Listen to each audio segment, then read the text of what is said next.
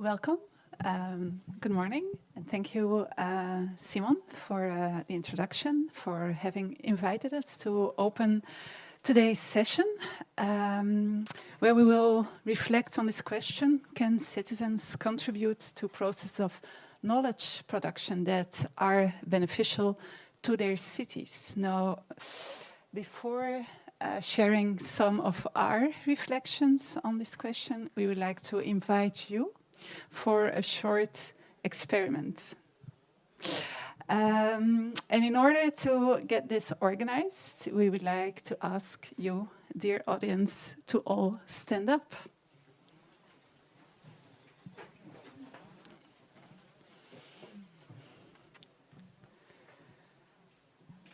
No worries, no harm will be done. You're completely safe.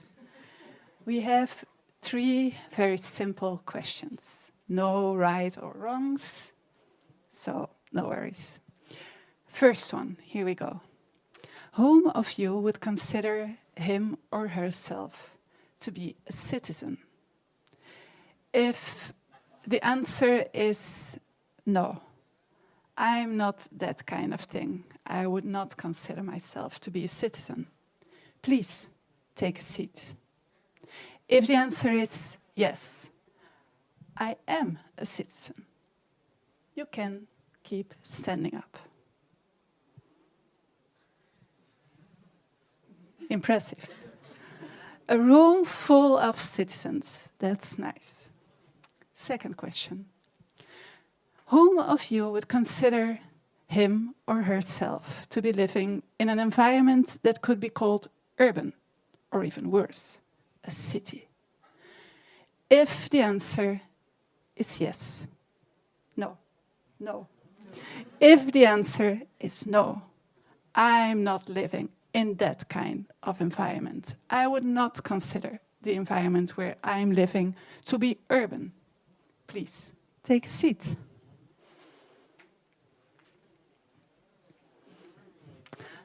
Lots of urban citizens. That's nice.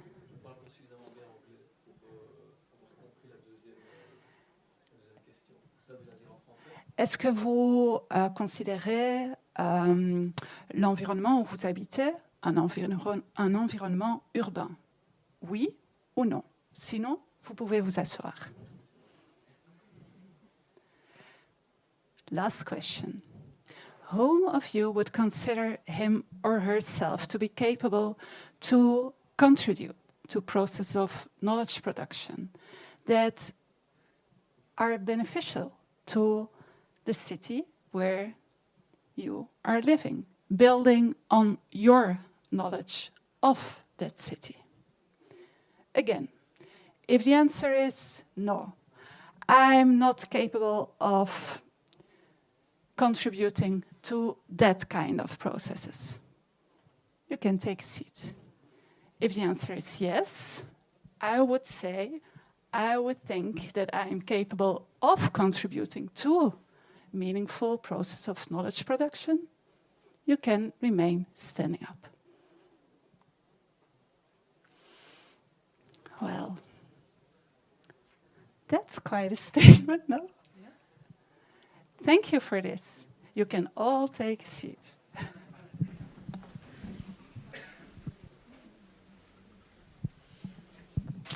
So yeah, Simon, you asked us to reflect on this question. Perhaps we can debate about this clumsy experiment and whether or not we can draw any robust conclusion building on this experiment. But we would like to say, okay, we've dealt with this question. Let's move on to another one. A question that brings us a bit more in the sphere where we are working. That question would be how to involve citizens in a way that could be called authentic. How can we make citizens involved in process of knowledge production that really drives genuine interest and involvement, that they would consider meaningful and beneficial? If we would need to answer this question using just one slide, we came to agree that it would be this one. It's a quote from William Ayers, a distinguished professor in education, senior scholar at University of Chicago, Illinois. And we agree with his statement because it says that authentic participation or citizens' involvement asks for a combination of things. Seats, surely, always. Whenever one wants to do something, he or she will need seats. A certain amount of time, a certain amount of money, supportive infrastructures, tools, skills, always. Adding to this, we think that authentic participation or involvement builds on a certain desire, a necessity, desperation even, something that is really important to people, something that really moves them, worries them, bothers them. And last but not least, we indeed believe that authentic ways of involving citizens will always involve a certain amount of risks, will always demand for a certain amount of courage or a willingness to dance on a limb without a safety net, no guarantees.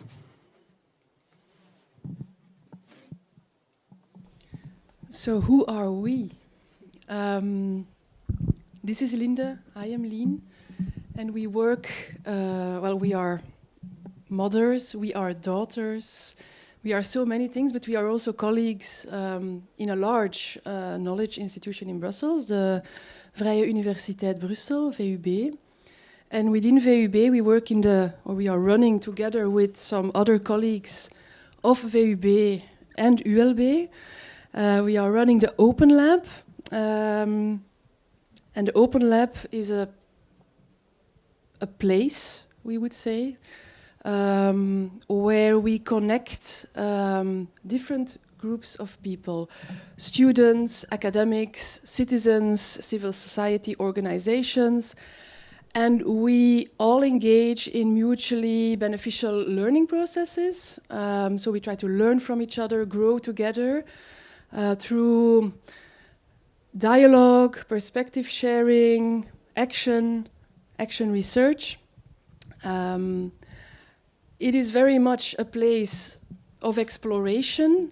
We are experimenting with transdisciplinary forms of knowledge co-creation around big global themes and challenges, mobility, sustainability, energy, climate, but always rooted and anchored in a local initiative, a local question, a local network.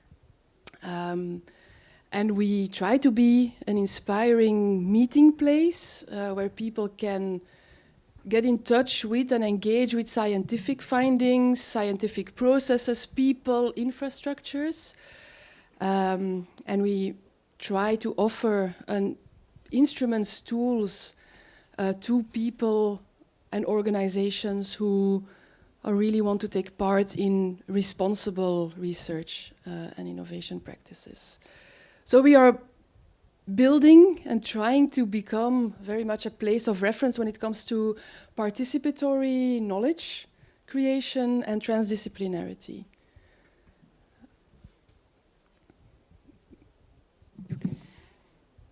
The reason we do so is because we believe that there is an urgent need to bridge science and society and work against further bubblification that our society is suffering from.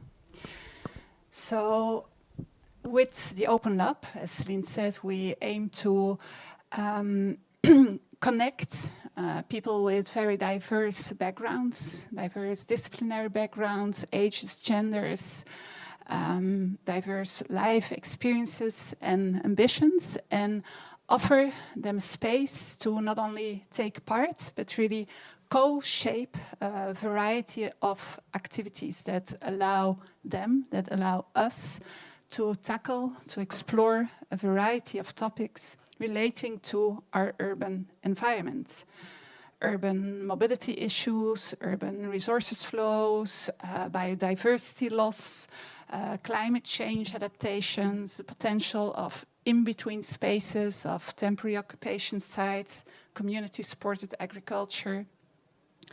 Some of the activities that we are developing are one-offs, do not demand a large time investment or specialized knowledge. Others target more long-term collaboration. We do not really have this one-size-fits-all recipe for success. Quite on the contrary, everything that we do, or most of the things that we do, come with a lot of trials and errors. But there is a connecting principle in what we do, and that is that we aim to build on whole person's approaches. Approaches where people are regarded, approached as human beings carrying along a diversity of knowledge, a diversity of knowing their city. And building on that diversity, we try to create a space that allows or fosters shared meaning-making, collective inquiry, allows people to come to a better understanding of the urban environment that they are living in, working in, while at the same time offering them a concrete opportunity to build capacities and networks to take responsibility for that environment.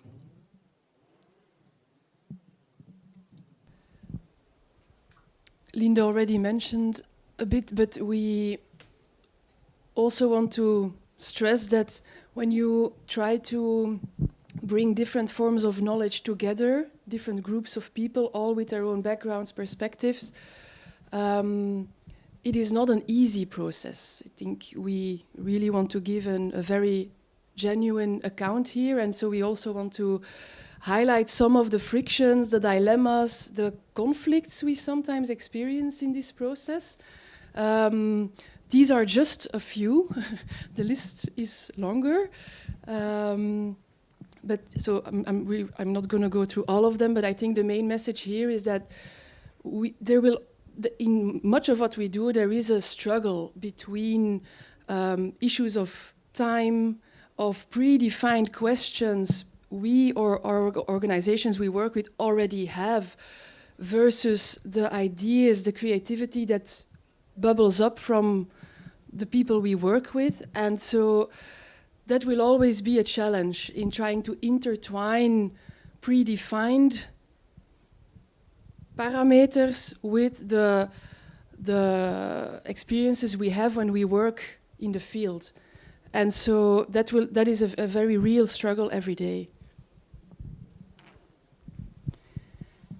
So working towards authentic involvement is not an easy thing. It's not comfortable. It's not always pleasant. Not for us, not for the people we're working with. But we do think that that even those tensions, those frictions, those dilemmas can be fertile or productive, or at least that's our ambition with the Open Lab, to create a space that makes those tensions productive, fertile. By supporting one another to navigate the frictions and tensions and come to an agreement on how to work with them. And there's different decision-making strategies that can be applied, that sometimes must be applied. One is an either-or approach, required by unresolvable contradictions.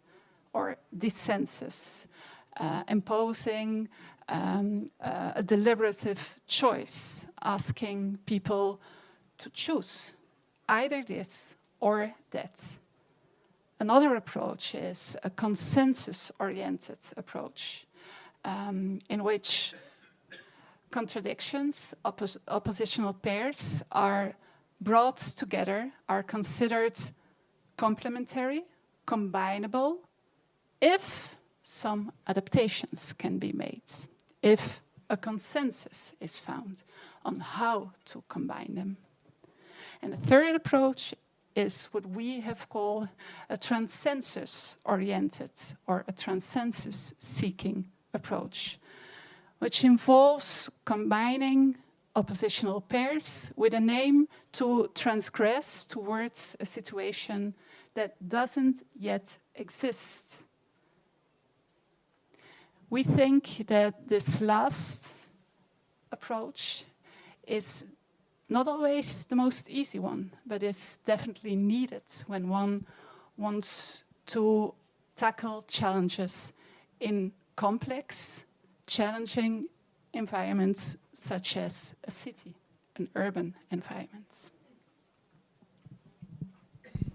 And so we want to end our talk by challenging all of you and inviting all of you to think of the processes you are involved in, learning processes, research processes, and try to reconsider them, think of them in a different way, based on what we have tried to message and what you will be seeing and hearing and feeling perhaps today.